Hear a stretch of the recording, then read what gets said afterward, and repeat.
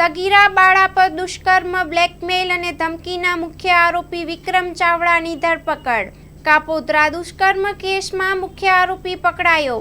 સુરત તારીખ 22 જૂન 2025 સુરતના કાપોદ્રા વિસ્તારમાં સગીર વયની એક બાળા પર દુષ્કર્મ કરીને તેનો વિડીયો બનાવી બ્લેકમેલ તેમજ વધુ પૈસાની માંગણી કરનાર ગંભીર ગુનાના મામલે લાંબા સમયથી નાસ્તા ફરતા મુખ્ય આરોપી વિક્રમ ચાવડાની કાપોદ્રા સર્વેલન્સ ટીમ દ્વારા ધરપકડ કરવામાં આવી છે। ફરિયાદ મુજબ 17 વર્ષ 8 મહિના ઉંમરની સગીર બાળા શ્યામ electronics Baroda presidents Prestige Kapodra ખાતે નોકરી કરતી હતી। ત્યાંના માલિક વિક્રમ જેઠાભાઈ ચાવડાએ બાળા પર પહેલા અડપલા કર્યા અને પછી મરજી વિરુદ્ધ દુષ્કર્મ આચરી તેનું વિડીયો શૂટ કર્યો। ત્યારબાદ આરોપીએ વિડીયો વાયરલ કરવાની તેમજ જાનથી મારી નાખવાની ધમકી આપી વધુ પૈસાની માંગણી કરી હતી।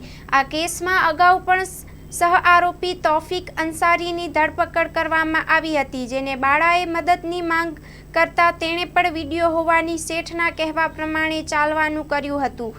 મુખ્ય આરોપી વિક્રમ ચાવડા પલસાણા વિસ્તારમાં છુપાઈને રહેલો હોવાનું ટેકનિકલ એનાલિસિસમાં બહાર આવતા એએસઆઈ અને કોન્સ્ટેબલ ને સમગ્ર ઓપરેશનને સફળ બનાવ્યું। આરોપીને કાપોદ્રા પોલીસ સ્ટેશને લાવી કાયદેસરની કાર્યવાહી હાથ ધરવામાં આવી છે।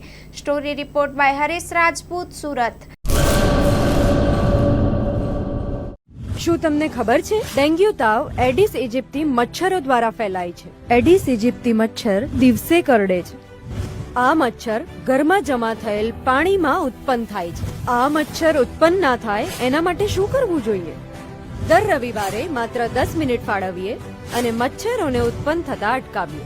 આપણા ઘરની અંદર તેમજ આસપાસના 10 મીટરના વિસ્તારમાં રહેલા ઉપયોગમાં લેવાતા પાણીના પાત્રોને હવાચુસ્ત ઢાંકણથી બંધ કરીએ। જેની જરૂર ના હોય એવા બિન ઉપયોગી સંગ્રહ કરેલા પાણીનો નિકાલ કરીએ। એટલું જ નહીં, આ બાબતની માહિતી આપણે આપણા આસપાસના 10 લોકોને આપી આપણા શેરી અને મહોલ્લાને મચ્છરજન્ય રોગચાળાથી બચાવીએ।